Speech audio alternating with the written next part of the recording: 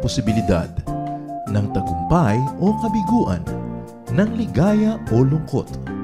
Kaya marapat lamang na tanggapin si Jesus bilang tagapagligtas at Panginoon. At matapos yun ay panariwain ang katapatan at paglapit sa Kanya bawat araw o day by day.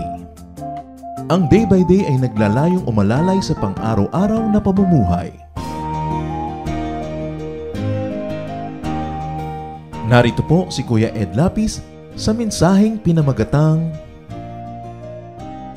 What God Doesn't Usually Do.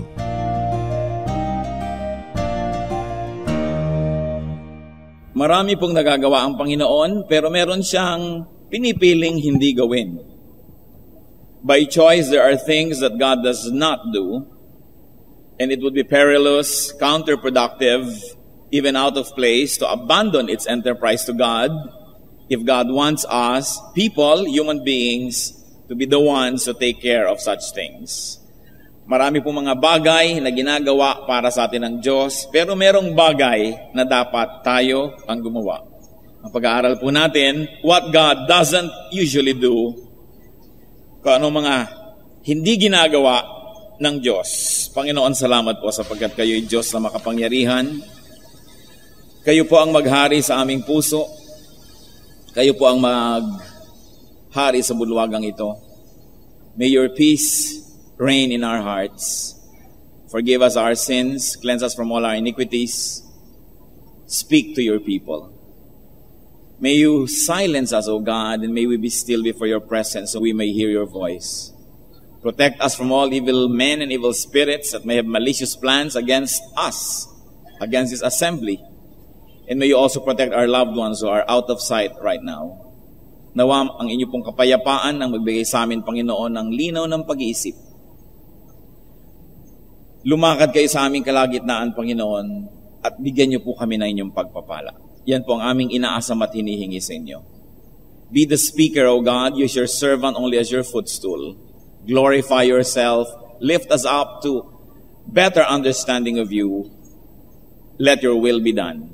In the name of Jesus our Lord, we pray. Amen. What God doesn't do. First of all, what is the scope of God's power? Hanggang saan nga ba't ano ang hangganan ng kapangyarihan ng Diyos? Of course, as the Bible tells us, the scope of God's power is limitless. Walang hangganan ang kapangyarihan ng Diyos. Kinausap niya si Job, sabi niya sa chapter 41, verse 11, Who has claim against me that I must pay? Everything under heaven belongs to me. And Job chapters 38 up to 41 is a long discourse that details God's power over all of creation. So what is the scope of God's power? God created everything. Ang lahat-lahat ay likha ng Diyos. Psalm 24 verse 1, The earth is the Lord's, and everything in it, the world and all who live in it. Yan daw ang sinasabi. Ang buong daigdig at ang lahat ng laman nito ay sa Panginoon. Isaiah 42 verse 5, this is what God the Lord says. He created the heavens and stretched them out, spread out the earth and all that comes out of it, gives breath to its people and life to those who walk on it. Kaya hindi maiiwasan, hindi matatakasan, hindi masusukat ang kapangyarihan ng Diyos dahil sa Kanya galing ang lahat at Siya ang may hawak ng lahat. God created not only everything, but also everyone, very specially. Isaiah 45:12, It is I who made the earth and created mankind upon it. So ang Diyos ang lumikha ng tao. God sustains, God controls everything and all powers and all processes in creation. Wala pong umaandar na sistema, law of nature, power of all created beings and things that did not come from God, that was not designed by God, and it is not under God's control. Psalm 8:3, When I consider your heavens, the work of your fingers, the moon and the stars which you have set in place. So what a consideration and realization. Colossians 1:17, He is before all things, and in Him all things hold together. Referring to the Lord Jesus, the physical manifestation of God, the human revelation of the divine God. He is before all things. Hindi lang ibig sabihin na before in terms of time, but before in terms of position, in front of, above everything. At siya ang humahawak ng lahat, kahit ng atomic power, ng energy, ng gravity, all the, what you might call, laws of nature. So this is the scope of God's power. It is limitless. What about the exercise of God's power? First of all, it is by God's nature that He will exercise His power. God's power is, by His nature, there and always there. Psalm 66 verse 7, He rules forever by His power. But the exercise of God's power is also by God's choice. Romans 9:22, what if God chooses to show His wrath and make His power known? So God can choose to show the power of His wrath or the power of His love. The power of His care or the power of His discipline. God is the choice. Which aspect, which facet of that power He would show. Kaya para rin tayong mga magulang na may kapangyarihan sa ating mga anak, pwede rin tayong pumili kung tayo ba ay magpapakita ng bagsik o ng affection. Magpapakita ba tayo ngayon ng pamalo o ng mag-aabot ba tayo ng tinapay sa ating anak? It's a choice. And the central point of what we're trying to discuss today is that God has chosen not to control man. When we say man, we don't mean male, we mean man and woman. As in Tagalog, tao na walang gender reference. Ganun man ang kapangyarihan ng Diyos, pinili niya na hindi niya gawing robot ang tao. Hindi niya kontrolin ang utak ng tao at hindi niya paikutin na parang isa lamang na makina. God gave and God gives man free will. Free choice. Yan ang pinagkaiba ng tao sa lahat ng nilalang ng Diyos. Binigyan tayo ng laya na pumili kung ano ang gusto nating puntahan, gawin. Kaya labag sa paglikha ng Diyos na ang tao ay hindi malaya. Kaya hindi dapat natin sinusuppress, kinokontrol ang tao dahil lang may kapangyarihan tayo sa Kanya. Hindi lang kung ikaw ang magulang, kokontrolin mo na ang iyong mga anak na parang wala silang sariling kalooban. Hindi lang kung ikaw ang husband, kokontrolin mo ang iyong wife na parang dahil ikaw ang head of the family ay wala na siyang utak para sa kanyang sarili. Hindi kung ikaw ang may kapangyarihan at nagbibigay ng pera, ikaw ang magpapaandar ng lahat at aalisan mo ng laya ang iyong kapwa na mag-isip. Ang Diyos nga na lumikha ng langit at lupa at nagbibigay ng lahat-lahat ay piniling hindi tayo kontrolin. Kaya labag sa disenyo ng Diyos para sa tao ang pagkontrol. Genesis 3:3, God did say, you must not eat fruit from the tree that is in the middle of the garden, and you must not touch it, or you will die. So here is Eve quoting the Lord. May addition pa, you must not touch it. Pero ang binigay ng Panginoon, instruction sa kanila, pwede niyong kainin ang lahat ng bunga, ng lahat ng puno, liban lang sa isang ito. May choice. Kasi kung wala namang bawal kainin doon, walang choice. Automatic na nagiging masunurin ka dahil wala ka namang pagkakataong hindi sumunod. So there is a choice to obey God or not. But while God gives man free choice, God's sovereignty covers even areas outside of His perfect will for man. Kung binigyan tayo ng Diyos ng bakod, sinabi niyang, diyan ka lang sa bakod, sa loob ng bakod na yan, yan ang maganda para sa iyo, dinisenyo ko ang lahat na maganda para dyan. Pero kahit naman tayo po lumabag sa kalooban ng Diyos at lumabas sa bakod na yon, nandun pa rin sa labas ang Diyos at Diyos pa rin siya doon. Kaya lang hindi na kasing ganda at kasing ayos, kasi hindi na yun ang perfect will niya para sa atin. Pero nandun pa rin siya, kaya kung nadapa ka doon, nagkamali, Diyos ko, ibalik niyo po ako doon sa dati, natutulungan kang ibalik kasi nandun pa rin siya. Parang sinabi mo sa iyong anak na maliit, huwag kang lalabas ng bahay, pero nandun ka rin sa labas. Kung lumabas siya, nandun ka pa rin para iligtas siya kung siya'y mapahamak. Although nagkakaroon siya ng mga damages at sugat dahil hindi siya sumunod, pero walang lugar na pwedeng puntahan maging yung mga disobedient people na wala pa rin doon ang Diyos.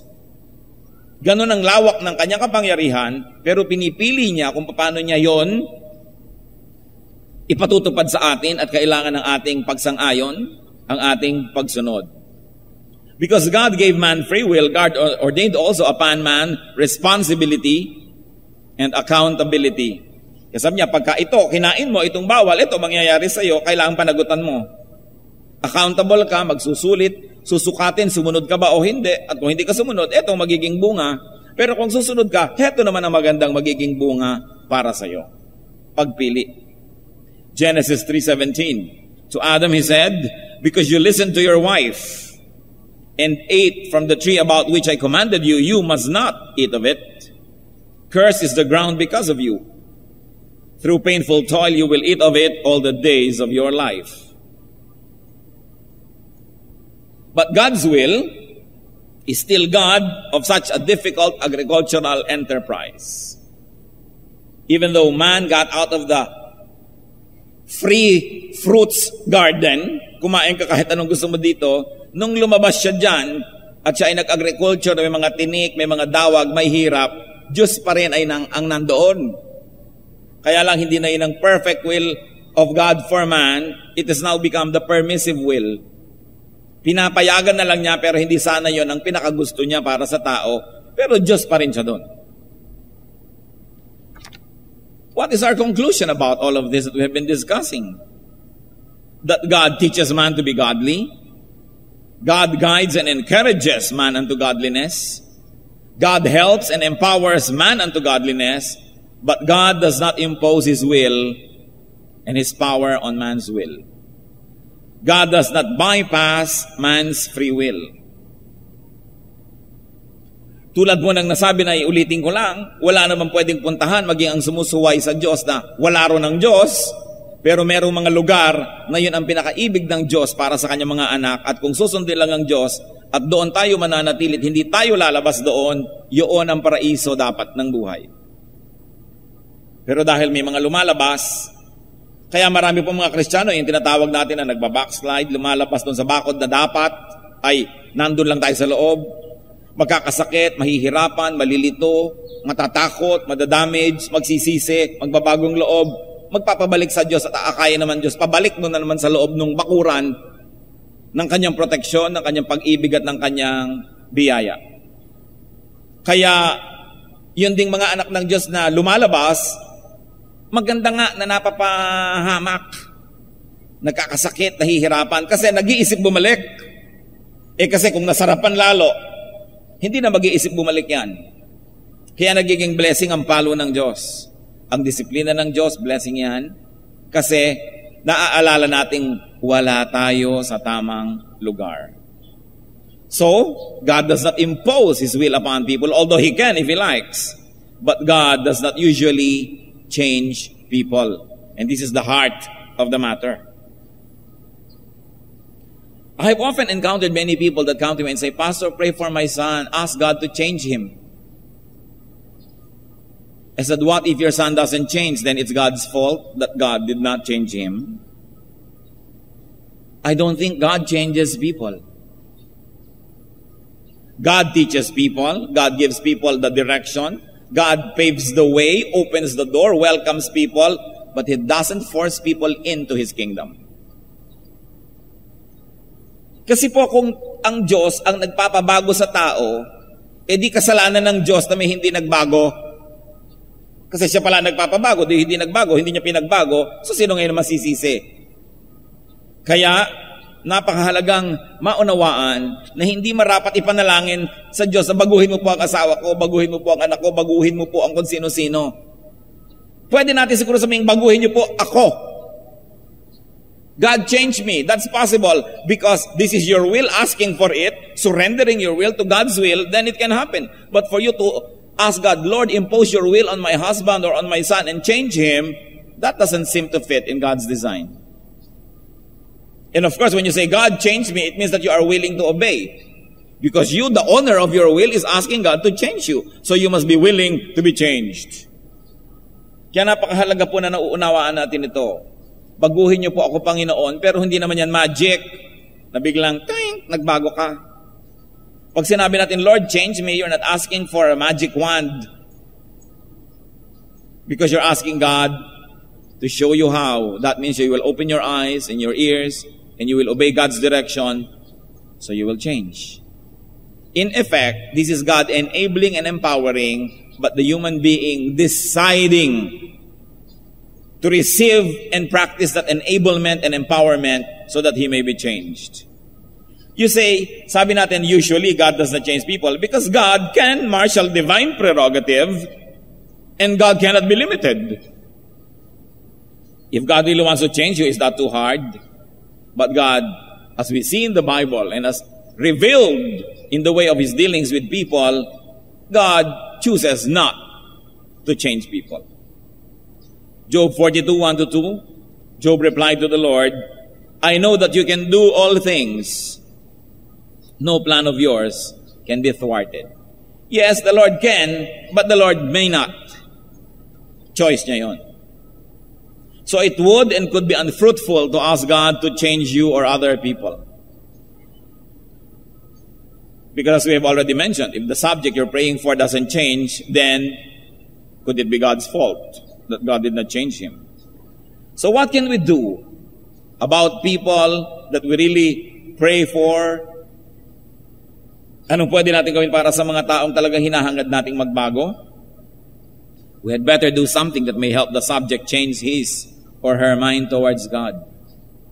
Something we can do as human beings, something that God wants us to do, something that God teaches us and enables us to do. Like, give a good testimony and witness. You like people close to you to change towards God? Give a good testimony and witness. Nobody can challenge a good testimony. And a good testimony does not invite debates. Isa pong magandang patotoo, magandang halimbawa, yan ang marapat ating pagpaguran kaysa hingin natin ang hingin sa Diyos sa pagbaguhin ng ating kapwa. Another thing we can do is to create a favorable climate for study, for understanding, and appreciation of God and God's Word. You want people to change? Create situations wherein they will encounter God through you and through other people in whose hearts God rules. Kaya kung tayo po ay nagpapatugtog ng mga makadiyos sa awitin, nagkuko tayo sa scripture, well-timed ha, hindi naman yung lagi na lang meron, kahit na hindi maganda yung timing. And then we allow people to witness the changes happening in us because of our faith, then they may be challenged, they may be inspired to think about changing their own minds too. Kaya ang sabi po ng Panginoon, Matthew 5:16, in the same way, let your light shine before men, that they may see your good deeds and praise your Father in heaven. So you see the relationship. You do good, people see the good that you do, they praise God. Not you, but God. That means it's a very good witness that you did not attract the attention to yourself so that you may be praised. But God is praised. Wala po kasing pwede makipagtalo sa isang mabuting ugali, sa isang magandang puso, sa isang malinis na pamumuhay. Hindi yung turo tayo ng turo, daldal tayo ng daldal, tapos nasisilip yung buhay natin. Ang galing-galing mo mag-quote ng verse, sa buhay mo ganito. Paano nga naman may inspire magbago ang ating kapwa? So, it's important that the person is challenged spiritually, emotionally, intellectually to decide to change. Because transformation is man's personal decision.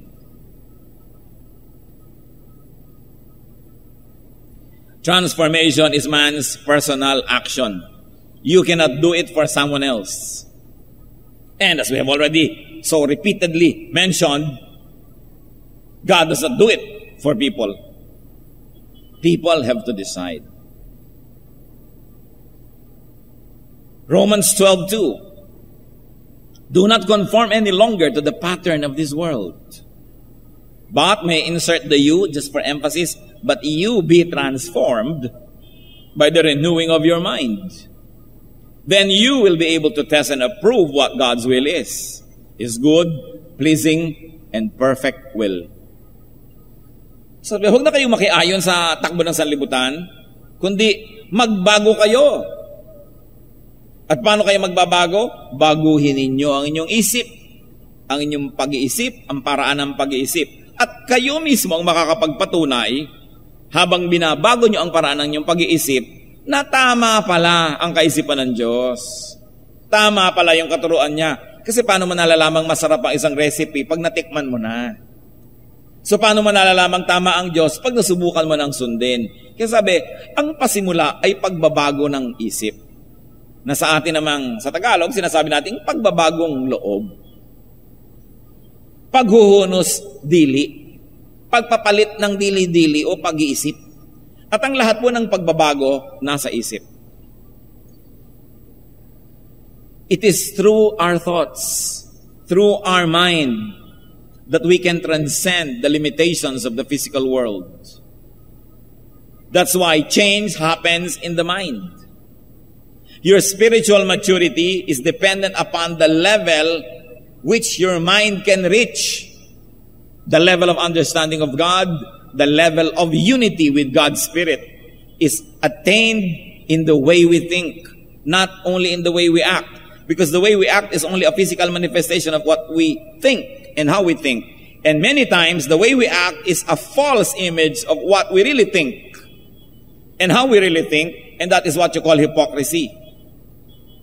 Because there are many people that can sound so religious and spiritual in their rhetorics, in their studies, in their sermons, in their speeches, but their thoughts are anchored and heavily weighed down, probably by worldliness, or by lust, or by pride. So that no matter how highly you speak, your thought is not really up there but down here, then you are not spiritually evolved. True spiritual growth happens when the mind comprehends higher and higher truths about God. That's why it is important to meditate. The Bible says, I meditate on your word. Night and day I meditate. Because it is through the changing of the thinking process that deeds, words, and actions will begin to change. Kaya sa pag-iisip, ang challenge mga kapatid ay ito. Malinis ang inyong lengguwahe, pero malinis ba ang inyong isip? Our language may be sanitized, but are our thoughts really clean? Because we can be as good only as our thoughts, not as our words. Because words can be deceptive. And it is God who sees our thoughts. And it is through thoughts that we connect to the spiritual world. That's why it is important to discipline the mind. Pag nabago ang pag-iisip, magbabago ang lahat. You want people to change? They must decide to change the way they think. And how can we help? By changing the stimuli around them so that their response may at least be directed towards a desired result. Kung sila ay pinapakain natin ng spiritual food, ang tendency makakain sila noon at ang lumabas sa kanila ay spirituality. Kaya paulit-ulit natin sinasabi yung kahalagahan ng testimony kesa sa ipanalangin mong baguhin siya ng Diyos. Uulit-ulitin ko mga kapatid, hindi po ang ating pagkilos o pananalita ang tunay na sukatan, ang ating pag-iisip. Kaya ang sabi ng Panginoon, well, you teach do not commit adultery, but I'm telling you, if you look at a woman lustfully, you already committed adultery with her in your mind.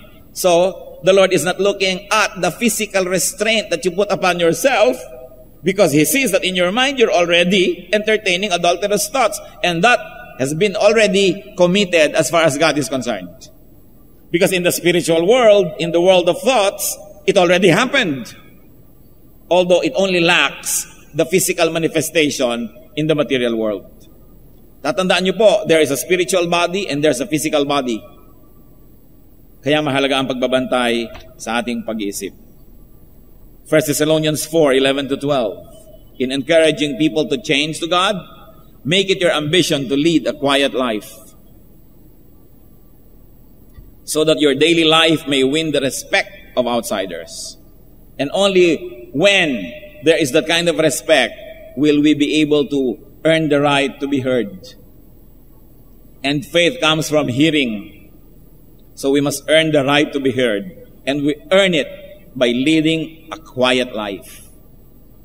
Not a troublesome life, so that we don't become meddlers and gossip mongers, mga pakialamero at nanggugulo at mahilig makipagdebate, sapagkat hindi uuwi yan sa pagbabagong loob ng ating kapwa. So let us not ask God to perform an invasive procedure by asking Him to change people's minds. Our divine and urgent tasks are, one, to change our own minds first.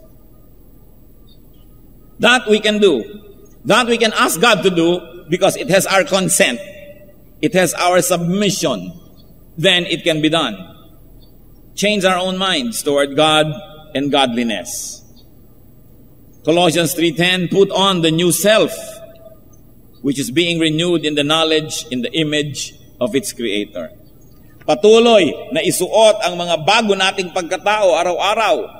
Kumbaga yung balat, hindi ba naluluma yan, hinihilod, ine-exfoliate dahil luma na. So we continue to do spiritual exfoliation every day, that we always wear new skin.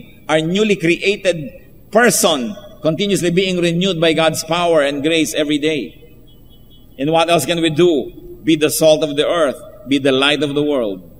As Matthew 5:13 and 14 says, you are the salt of the earth, you are the light of the world. When we perform that divine task, duty, and privilege, we help people to decide to change. So inspire, influence, teach, lead, and empower others to make similar decisions of godliness. But I, you, me, we all change first. That is an important step to take, that you change first. Then show other people the way. How many of us could be praying that God would change our loved ones? Instead, we can do what is doable and what agrees with what is revealed in the Bible as to how God deals with men. Help people so that they can make their own decisions to change. Meron po ba tayo na mga katangian o kapintasan na nagiging dahilan para tanggihan ng tao ang mga mensahe ng Diyos? Madalas po nangyayari yan, mga kapatid, kung minsan hindi naman nyo ayaw yung ibinibigay, pero ayaw nyo yung pinanggalingan o nagbigay, tinatanggihan nyo tuloy. Pero kung gusto nyo nagbigay, kahit hindi nyo naman gusto yung ibinigay, pinapahalagahan nyo rin. So kung tayo po ang nag-aabot, nagbibigay ng salita ng Diyos, gaano karaming beses na natatanggihan dahil tayo pala ang ayaw at hindi naman Diyos ang tinatanggihan. Nadadamay lang tuloy yung katuruan dahil dun sa ating sariling image. Meron naman, I've encountered mothers who would talk to me, a particular mother in front of her son, and says, Pastor, you talk to my son, he's very hard-headed. So, what do you think of me, a magician? In front pa of the subject. Meron man naman sabi, ito mga anak ko, tikas-tikas ng ulo, Pastor, baguhin nyo nga ito, pagsabihan nyo nga. Siyempre, lalong titigas ang puso ng bata dahil pinapahiya. Kasi ko kaya matigas ang ulo ng batang ito dahil yung nanay niya, ang style. No? Kahit siguro hindi matigas ang ulo mo, titigas nga eh. At paninigasan mo para lamang ikaw manalo doon sa contest na iniimbento niya.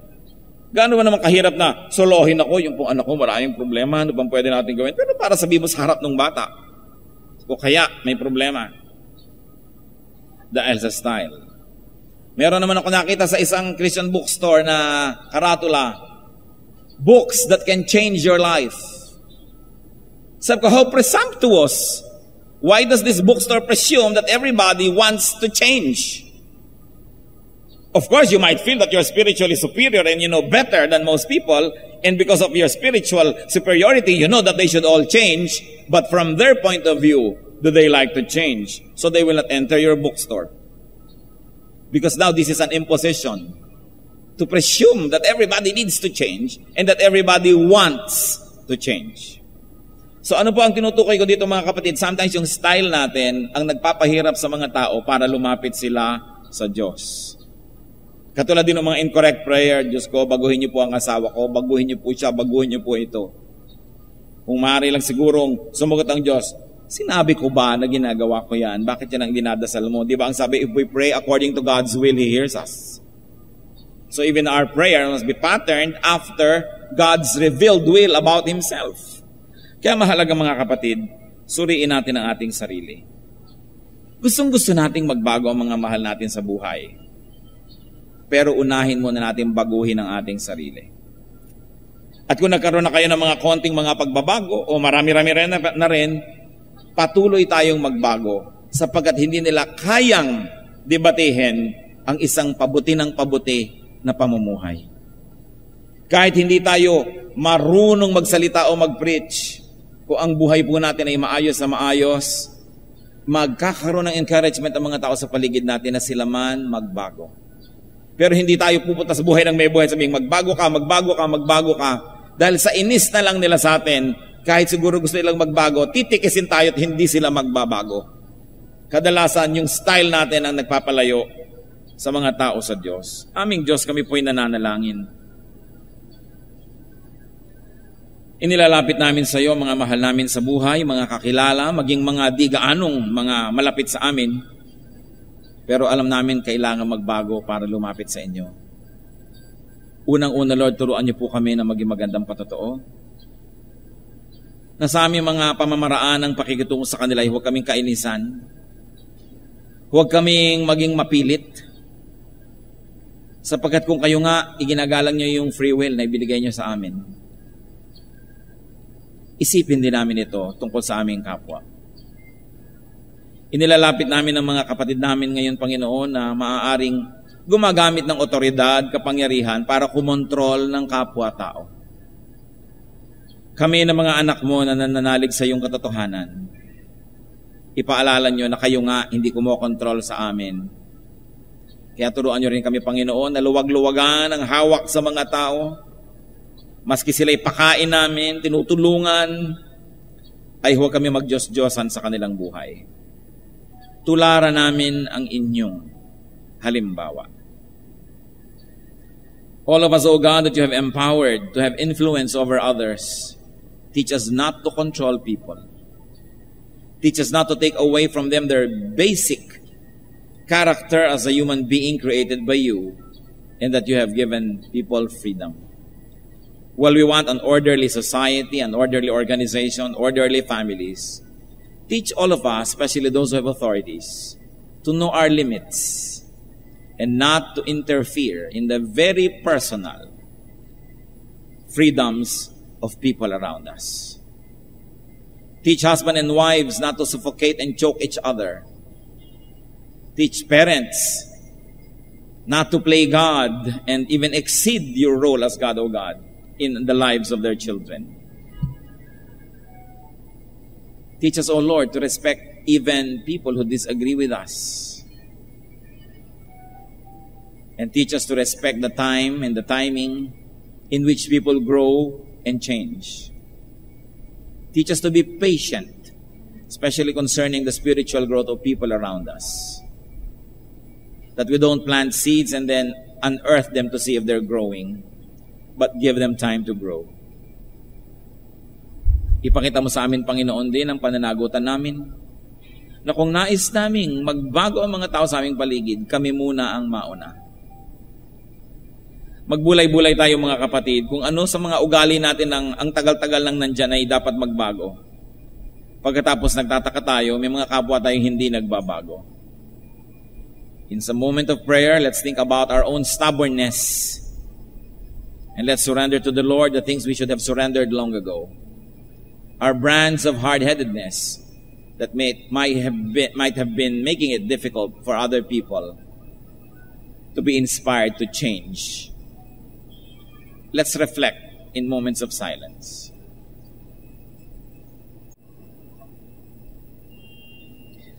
Salamat din, Panginoon, dahil maaari kaming manalangin para sa mga taong talagang sa tingin namin ay kailangan ng pagbabago. Inilalapit namin sila sa iyo ngayon, hindi para kayo ang magbago sa kanila, kundi para turuan nyo kami kung paano sila maaabot. Let us pray for people, especially people close to you, that you really believe needs a lot of changing to do. And let us pray to God that God may give us wisdom how we may, in our own capacity, inspire and encourage them to change without imposing on them. Let us review the way we interact with them and the way we deal with these people and see if there's any area of improvement that we must ask God to help us do. Magbulay-bulay tayo at isipin kung ano ang mga maaari nating itulong sa ating kapwa. At kung meron tayong dapat na hakbang na gawin, palinawin sa atin ito ng Diyos. Alalahanin niyo mga kapatid ang mga tao ngayon na talagang kailangan ng pagbabago. At hingan niyo ang Diyos ng karunungan kung papaano kayo magagamit niya. Aming Diyos, ang mga mahal po namin sa buhay, mga kakilala na higit kanino man kayo po ang nakakakilala sa kanila. Patawarin niyo kami kung sa aming kagustuhan na sila ay magbago ay kuminsan ay sobra kaming namumilit. Kuminsan ang pamamaraan namin ay hindi siguro nila nagugustuhan. Bigyan niyo po kami ng karunungan, Panginoon, nang maging kasangkapan niyo kami upang sila ay maabot at kami ay maging tulong, hindi hadlang, para magpasya sila na lumapit sa inyo at patuloy na magbago. Mga ugali namin na namimilit, nang hihiya kuminsan, mga ugali namin na nagmamadali, ituro mo sa amin ang paraan na kaiga-igaya, katanggap-tanggap, at nawapagpalain mo po ang aming mga pamamaraan. At sa sandaling ito, Panginoon, nagpapasalamat po kami. Nagpapasalamat kami. Sino man sa inyo, mga kapatid,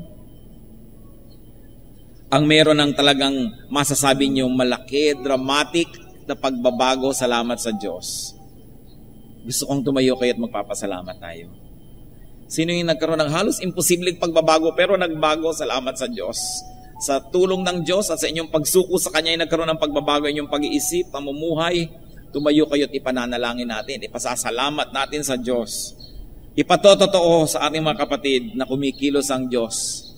Siya nga ay nagbabago para sa mga taong handang sumunod at magpabago. Praise God for those who are standing, who else would like to stand and say, "Oh Lord, I praise you because you, as I obey you, have really changed me in many ways." Let us celebrate the Lord's goodness and we're going to pray and we thank God. Panginoon, masdan niyo po ang iyong mga anak. Ang pagtayong ito, pagpapasalamat po sa inyo. Pagkilala sa kabutihan ninyo. Isang pamaraan ng pagpapasalamat, Panginoon, na sinasabing kayo ay buhay na Diyos, kumikilos at pinatotoohan. Kayo, Panginoon, ang nakakaalam ng itinatayo ng mga taong ito. Alam niyo kung bakit. Salamat sa inyo. At nawa, Panginoon, ang lahat ng iyong mga anak na nagkakaroon ng mga hirap na espiritual, ma-realize ang mga dapat gawin. Sa inyo tumawag at sumunod. At nawa, kung meron ngayong mga kapatid na merong dapat baguhin sa kanilang buhay, kami, Panginoon, ay nagkakaisa sa panalangin na nawa kumilos po kayo sa kanila. Salamat sa inyong pagtayo. Maupo na kayo at patuloy tayo sa diwa ng panalangin.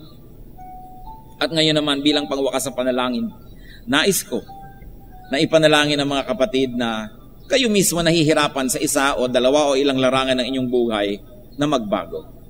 Pero kayo ang nagsasabi sa Panginoon ngayon na, Diyos ko, ibinibigay ko po sa inyo ang aking buhay, ang aking puso. Turuan niyo ako, gusto kong sumunod sa inyo, baguhin niyo po ako. Ibinibigay ko sa inyo yung aking will, and let your will be done in my life. Whoever has a great struggle about spiritual change, and now your will, you want to surrender to God and ask Him, Lord, let your will be done. I ask for your power. You stand right now because we're going to pray for you.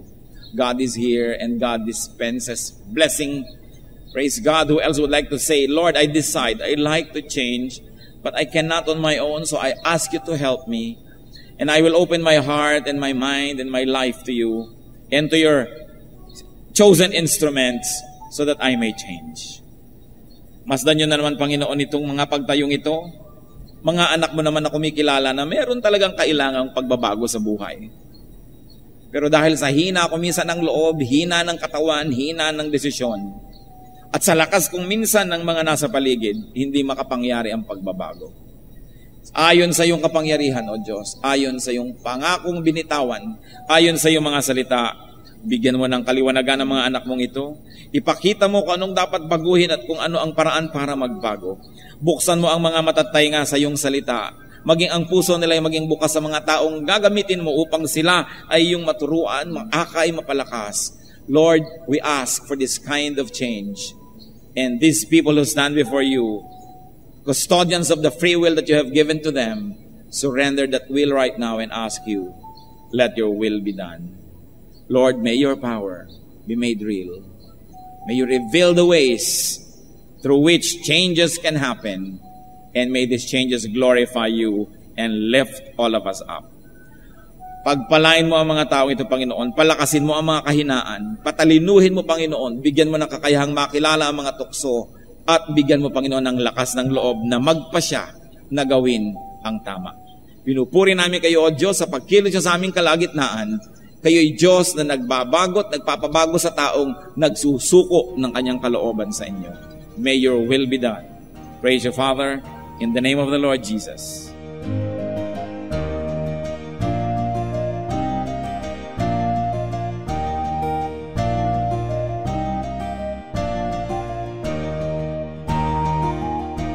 Ang katatapos pong mensahe ni Kuya Ed Lapiz ay pinamagatang What God Doesn't Usually Do.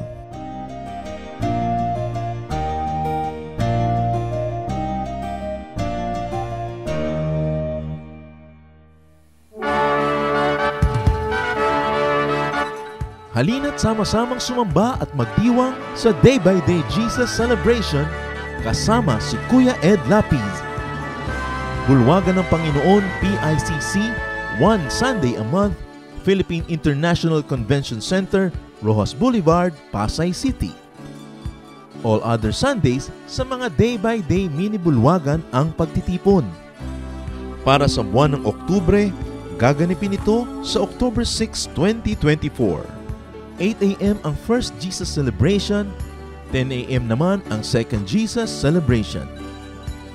Para sa iba pang detalye, bisitahin ang ating official Facebook page, Day by Day Friends.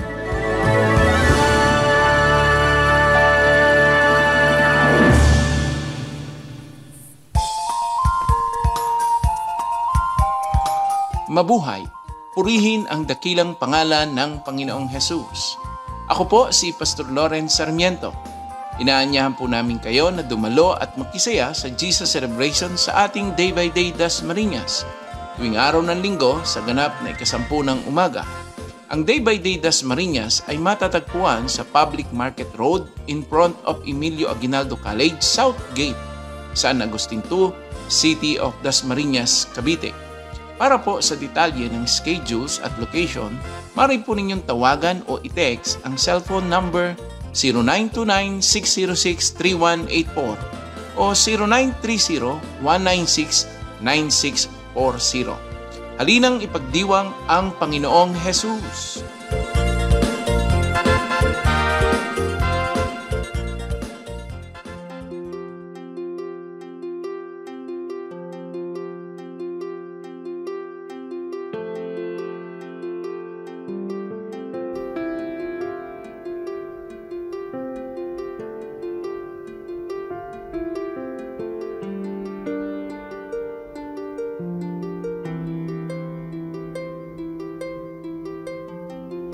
Panginoon, ang sabi niyo sa akin, lumapit lang sa inyo. Ibig ko'y diringgin, pasanin ay aalisin, lahat ng kabigatan ng isip at katawan, inilalagak ko na sa inyong kanlungan. Nais kong madama haplos ng iyong kamay, paghago sa damdamin, sinisiklot ng buhay. Nais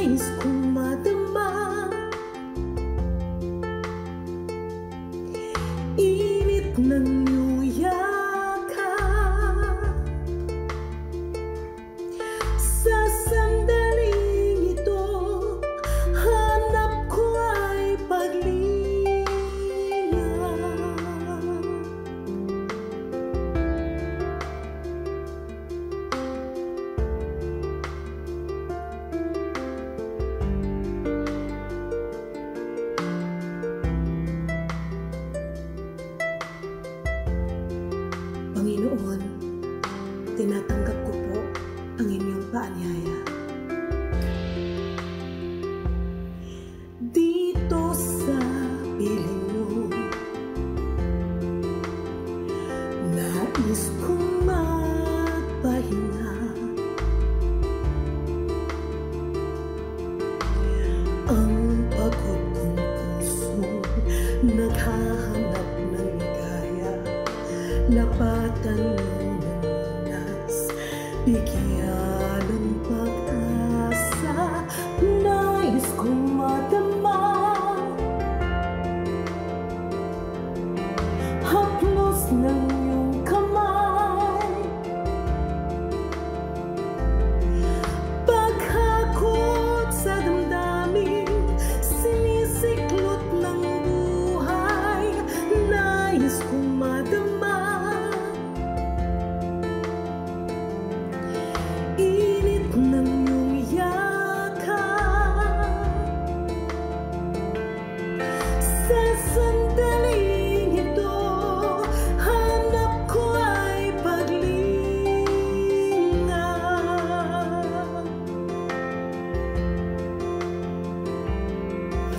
Narito ako ngayon, ito yan mo, sa bisig ng iyong pagmamahal, pagmamahal. Nais kong madama, haplos ng iyong kamay,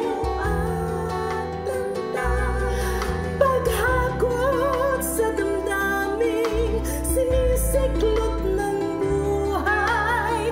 Nais kong madama, init ng iyong yakap.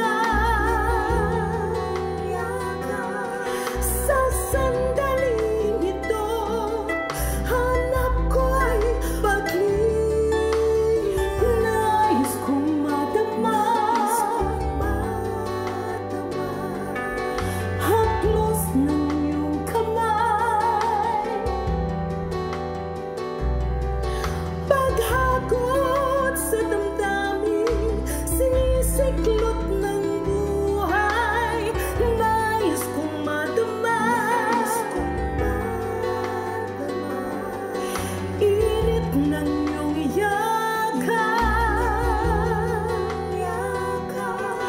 Sa sandaling ito, hanap ko ay paglinga.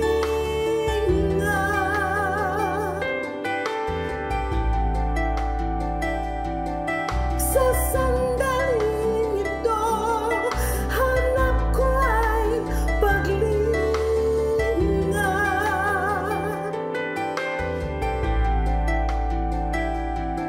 Sa sandaling ito, hanap ko ay paglinga.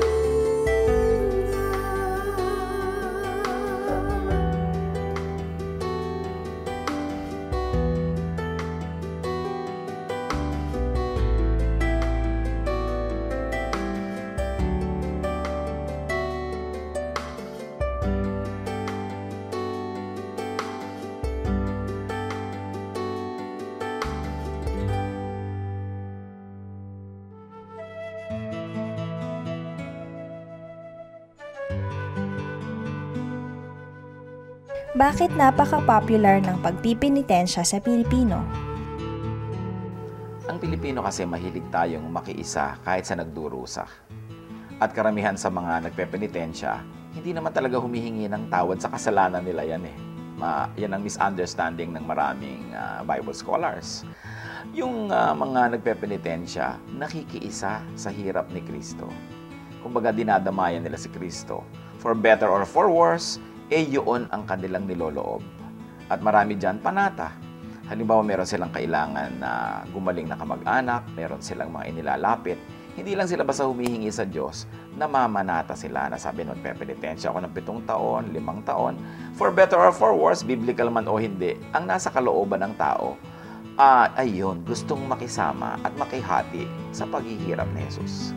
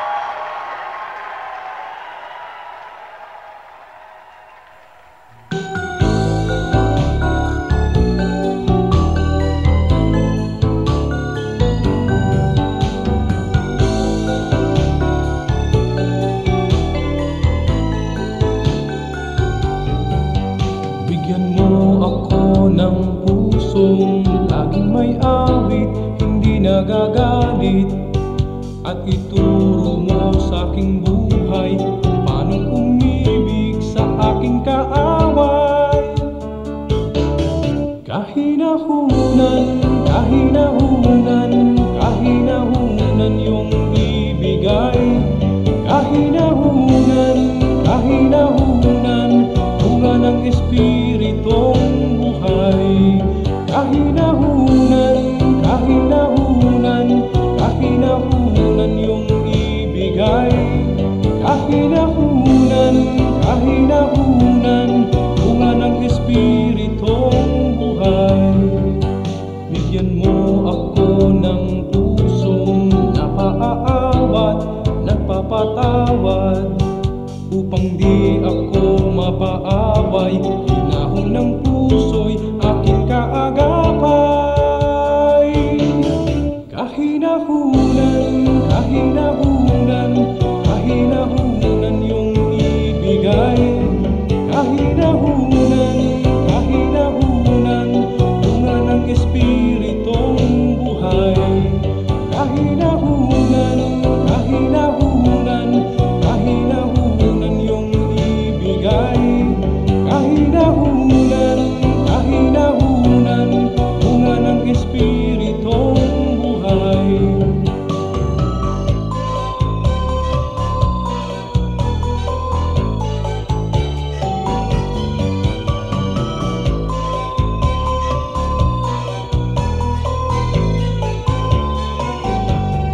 Kahinahunan, kahinahunan, kahinahunan yung ibigay.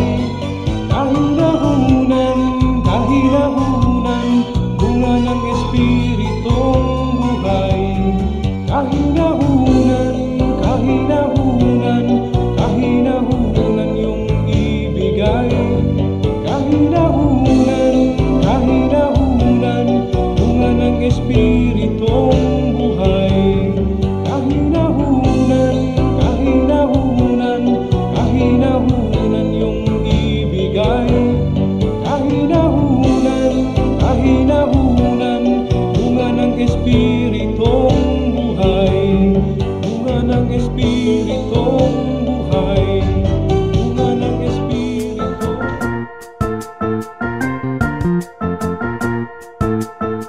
Oras na po para pansamantalang magpaalam ang programang Day by Day. Tayo po'y magsama-sama tuwing ika-6 hanggang ika-7 ng umaga, araw-araw. Magandang umaga po at mabuhay ang Panginoong Hesus!